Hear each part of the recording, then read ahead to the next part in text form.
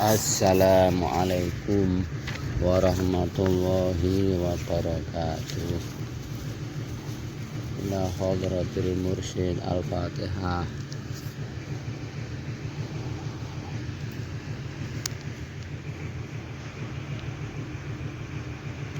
Melanjutkan bait yang lalu, bahwasanya takwa itu merupakan pusat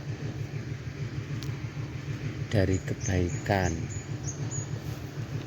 Sebaliknya, mengikuti hawa nafsu adalah pusat dari kerusakan. Sebetulnya manusia di dunia ini hanya itu Allah menjadikan dia hidup di dunia ini supaya menjadi orang yang bertakwa secara zahir dan batin. Untuk menuju takwa itu ada thariqah, ada cara, ada metodologinya. Cara biar sampai ke takwa itu ada thariqah yang namanya, ada syariat, aturan luar, ada thariqah, metodologi yang menjembatani antara syariat yang luar dan yang dalam. Hakikat itu yang daleman, batin. Makanya Nadim ini disebutkan kayak gini: inna tariqa syari'atun wa tariqatun wa haqiqatun fasma laha mamusila. Inna tariqa satemene dalan tumuju maring Allah iku syari'atun, ana syariate, wa tariqatun lan ana tariqate, wa haqiqatun akhire wana haqiqate. Wasma mangarungokno lah maring iki madkurah maing perkara musila kang diumpamakna apa ma. Sungguhnya jalan menuju Allah itu ada yang namanya syariat, yang kedua ada yang namanya thariqat, yang ketiga namanya hakikat. Ini akan diperumpamakan dengan nadam selanjutnya, yaitu fasyari'atun kasafinatin wa tariqatun kal bahri summa haqiqatun turun gola. Fasyari'atun mongko utawi syariat iku kasafinatin kaya dene prau, wa tariqatun lan utawi tariqat iku kal bahri kaya segarane, summa haqiqatun mulai utawi hakikat iku turun kaya inten wala kang larang legane apa inten wala un asline. Jadi syariat itu dalam kita menempuh perjalanan menuju Allah, atau gampangnya jika kita menginginkan sebuah intan berlian yang berada di dasar lautan, maka syariat diumpamakan peraunya.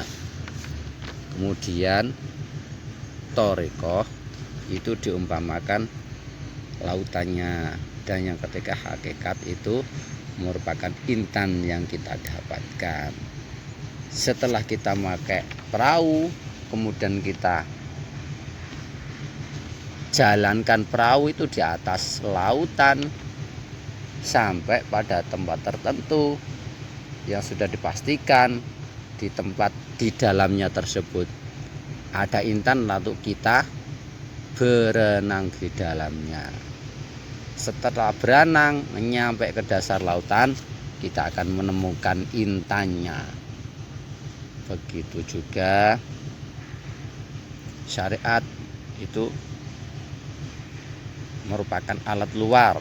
Setelah itu kita menyelam ke dalamnya lautan itu. tentu ada alatnya untuk biar tahu persis mana tempatnya intan. Itu ada, pertama ada orang yang sudah pernah sampai ke sana, ke dasar lautan mendapatkan intan, dia tahu persis tempatnya. Yang kedua bisa pakai alat yang bisa menunjukkan di mana letak tepatnya intan itu. Nah, perangkat-perangkat itu namanya metodologi, atau dalam istilah ini namanya thariqah.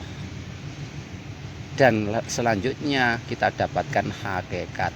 Hakikat itu batin, hubungan kita kepada Allah Subhanahu wa taala. Atau istilah lain, hakikat itu kalau sudah nyampe makrifat itu namanya orang yang setelah sampai hakikat, yang sudah bisa makrifat. Kita lanjutkan penjelasan selanjutnya, syariat, thariqat dan hakikat. Fasyari'atun ahdu bi'afidinil khaliqi wa qiyamuhu bil amri wa nahyin jala. Fasyari'atun mengkotawi syariat akhdun iku cecekelan bidinil khaliqi kelan agamane Allah kang ndadekno makhluk, wa qiyamu lan jumenengi din bil amri kelawan nglakoni perintah wan nahyi lan ninggal cecegan injalakan kan pertelo apa perintah lan cecegahan. Di sini syariat diumpamakan, diartikan itu berpegang teguh kepada perintah dan larangan yang jelas, yang secara zahir yang jelas. Itu namanya syariat. Dan kita lakukan, jika diperintah dilakukan, jika dilarang jika dilarang itu ditinggalkan. Itu namanya syariat. Nah, sedang thariqat itu apa? Wa thariqatun ahdun bi'ah wa taqal wara wa azimatun kariyadatin mutabattila. Wa thariqatun utawi thariqat iku ahdun cecekalan bi'ah wa kelawan luwe ati kal wara kaya dene wara, wa azimatun lan lakoni perkara kang abot-abot karyadatin kaya jene riyadha mutabatilah hare wong kang jungkung maring Gusti Allah. Thariqat di sini dijelaskan sebagai ahadun bi ahwata, yaitu memegang teguh sesuatu hal dengan hati-hati dalam segala perbuatan. Jadi tidak mengambil yang mudah-mudah aja. Contoh, tidak mengambil yang ringan-ringan saja seperti warok. Biyen ini istilah ada zaman dulu aja, warok Ponorogo. Orang itu serba hati-hati sehingga menjadi warok Ponorogo. Warok menurut Imam Qusyari itu tarkus syubhat, hal-hal yang nggak jelas ditinggalkan. Kalau menurut Ghazali, warok itu ada 4 derajat. Yang paling rendah itu warok adil, meninggalkan apa yang diharamkan sesuai fatwa para ahli fikih seperti riba. Itu menurut Imam Ghazali, dan seterusnya. Wa azimatun, dan melaksanakan hal-hal yang berat seperti riyadhah. Ada yang poso sehari puasa, sehari tidak, melek bengi riyadhah dan lain sebagainya. Lanjut Kita lanjutkan yang namanya hakikat itu. Wa hakikatun lawusu luhulil maksodi wa musyahidun nurat tajali binjila. Wa hakikatun lan utawi hakikat lan iku hakikat lawusuluhu yakteni utawi tumekane kawula lil maksodi maring nggon kang disejo wa musyahidun lan ningalane kawula nur tajali ing nur tajali nur kang jelas binjila kelawan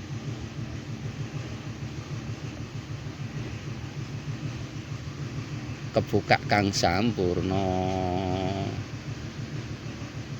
Yang namanya hakikat itu nyampenya hamba, orang yang berjalan menuju jalan Allah sampai pada tujuannya, itu namanya hakikat. Kalau di sini ya tujuannya itu namanya ma'rifat, mengenal Allah Subhanahu wa taala dan menyaksikan nur tajalli, nurnya Allah yang tajalli pada hambanya. Menurut Ghazali, at-tajalli wa ma yang kasifu lil qalbi min anwaril ghaib wa yahtasilu ayurada bitajalli huwa na'amu tajal la wa huwa Allah Subhanahu wa ta'ala. Kata Al-Ghazali, tajalli itu sesuatu yang terbuka dalam hati, yaitu nur ghaib, nur ghaib. Jadi bukan nur cahaya yang seperti cahaya, bukan.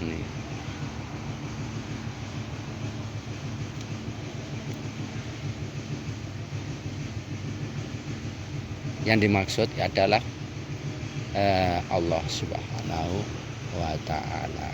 Jadi di istilah lain itu man arafa nafsah faraqad arafa rabbah. Barang siapa yang mengerti sejatinya diri seseorang, maka dia akan mengenal Tuhannya. Jadi untuk bisa ma'rifat kepada Allah Subhanahu wa taala, kita harus belajar mengenal sejatining diri kita sendiri, yaitu bukan fisik ini sejanjinya kita, karena fisik ini ketika sudah masa waktunya akan balik ke tanah yang asal sana. Yang kekal itu yaitu rohani, roh. Jadi sejatinya kita roh. Jadi untuk bisa mengetahui Allah Subhanahu wa taala, mengenal Allah Subhanahu wa taala, maka memakai rohani kita. Demikian, semoga bermanfaat. Wallahul muwaffiq ila aqwamit thoriq. Wassalamualaikum warahmatullahi wabarakatuh.